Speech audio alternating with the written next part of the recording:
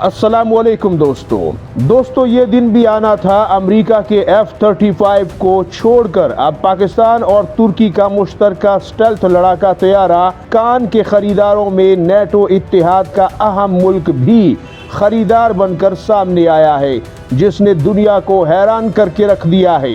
Euro Asian times में छपने वाली रिपोर्ट में ऐसे हकाइक और इम्कानात बयान किए गए हैं जो कि चौंका देने वाले हैं, क्योंकि ये मुल्क यूरोप का अहम तरीन और ताकतवर मुल्क स्पेन है। इस रिपोर्ट में जहां मुख्तलिफ पहलुओं पर रोशनी डाली गई है, वहां ये भी कहा गया है कि रवा महीने पेंटागन में एक ईमेल लीक हुई है जिसमें इशारा दिया गया है कि अमेरिका स्पेन को नेटो इत्तेहाद से मुअत्तल करने पर गौर कर रहा है। जी हाँ, मुअत्तल करने पर गौर कर रहा है। आज की रिपोर्ट में हम आपको ये भी बताएंगे कि तुर्की के कान लड़ाका तैयारे को अब पाकिस्तानी वर्जन में कब बनाया जा रहा है और पाक फिजाइया में ये कब तक शामिल हो सकता है, इसके इम्कानात क्या है। लिहाजा वीडियो को आखिर तक मुलाहिजा फरमाएं और बराह करम हमारी सपोर्ट करने के लिए हमारे चैनल को ज़रूर सब्सक्राइब कीजिए, बेल आइकॉन भी दबाइए। जज़ाकल्लाह। दोस्तों, स्पेन ने फ़लस्तीन जंग से लेकर अब ईरान जंग में भी अमेरिका के मुखालिफ पोजीशन इख्तियार किए रखी और यहाँ तक कि स्पेन के वज़ीर आज़म पेड्रो सांचेज़ ने अमेरिका को अपनी फ़िज़ाई हुदूद और स्पेन के मुश्तरका फ़ौजी अड्डों से ईरान पर हमले की इजाज़त अमेरिका को बिल्कुल नहीं दी, जिस पर अमेरिका सख्त बरहम हुआ और ईरान भी आबनाए हरमज़ से स्पेन के जहाज़ों को गुजरने दे रहा था। माहिरीन के नज़दीक स्पेन का F-35 को छोड़कर कान लड़ाका तैयारे को खरीदने की एक वजह स्पेन अमेरिका कशीदगी भी कही जा सकती है, क्योंकि दोस्तों हस्पानवी हुकूमत ने नए जंगी तैयारे खरीदने के लिए अपने दिफाई बजट में 6.3 अरब यूरो की रकम मुख्तस की थी, जो कि एक बहुत बड़ी रकम है। लेकिन जब स्पेन ने F-35 लाइटनिंग II को अगस्त 2025 में खरीदने का मंसूबा तर्क कर दिया, उसी के चंद माह बाद यानी कुछ ही वक्त गुजरने के बाद स्पेन कान लड़ाका तैयारे में दिलचस्पी लेना शुरू हो गया और इसका बगौर जायज़ा लेना शुरू हो गया। स्पेन के तुर्की, चीन, पाकिस्तान और अरब मुल्कों के साथ बड़े बेहतरीन ताल्लुकात भी हैं। माहिरीन के नज़दीक एक और पहलू भी निकल कर सामने आ रहा है, चूँकि अमेरिका कहीं न कहीं यूरोपीय मुल्कों से ईरान जंग में सपोर्ट के मामले पर खफा है और नाराज़ है, और यूरोपीय मुल्क या फिर ख़ुद स्पेन बहुत खुलकर चूँकि सामने आया था इस मामले में, तो स्पेन के दिमाग में ये खदशा भी था कि कहीं अगर वो F-35 तैयारों को ख़रीद भी लेता है तो ख़रीदने के बाद मुस्तकबिल में अमेरिका स्पेयर पार्ट्स और मेंटेनेंस या फिर अपग्रेडेशन जैसे मामलात में कहीं पीछे ना हट जाए और पल्ला झाड़कर एक तरफ हो जाए। और FCAS फाइटर जेट प्रोग्राम, जो कि यूरोप का एक 5th और 6th generation fighter jet programme कहलाता है, जिसमें फ्रांस और जर्मनी भी किसी नतीजे पर नहीं पहुंच सके, उसमें इख्तिलाफ भी है और वो मंसूबा कहीं 2038-40 तक जाकर मुकम्मल होगा। ये एक बहुत बड़ा टाइम फ्रेम है। लिहाजा स्पेन कान लड़ाका तैयारे की तरफ खिंचा हुआ चला आया। याद रहे कि पाकिस्तान के 200 से ज़ायद इंजीनियर्स और टेक्नीशियंस और अहम तरीन ऑफिशियल्स कान प्रोजेक्ट का कई सालों से हिस्सा हैं और तुर्की में मौजूद हैं, जिसकी तस्दीक तुर्क हुकूमत भी कई बार कर चुकी है और पाकिस्तान भी।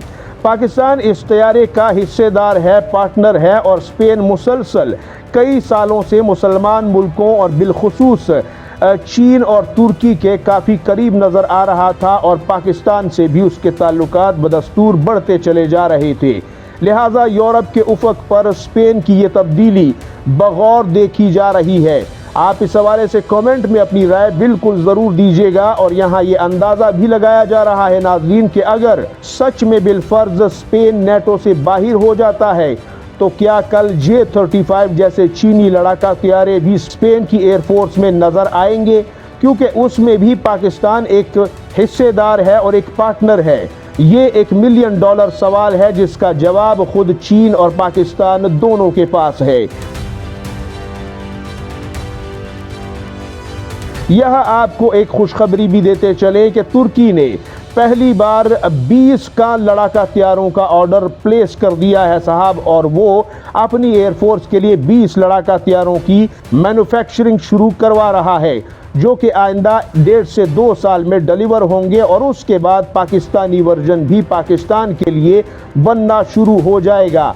यानी हम कह सकते हैं कि पाकिस्तान रवा साल में तो J-35 से लेस हो जाएगा। चीन के ये बलवान और ताकतवर तैयारे पाकिस्तान की फिजाओं में गरजना शुरू होंगे, और ठीक उसके 1-1.5 साल बाद कान लड़ाका हथियारे पाकिस्तान के लिए बनना शुरू हो जाएंगे। पाकिस्तानी फिजाओं में 2 से 3 साल में आपको वो भी नजर आएंगे।